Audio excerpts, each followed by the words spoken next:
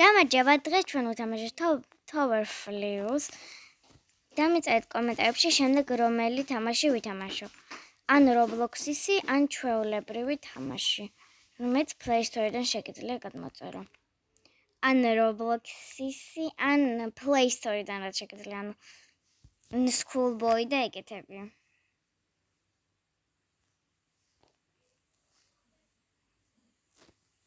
Primesad მივდიოდი.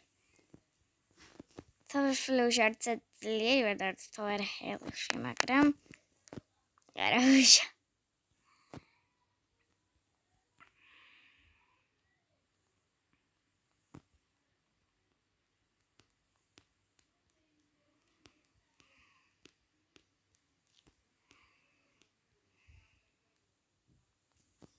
აი, კარგად.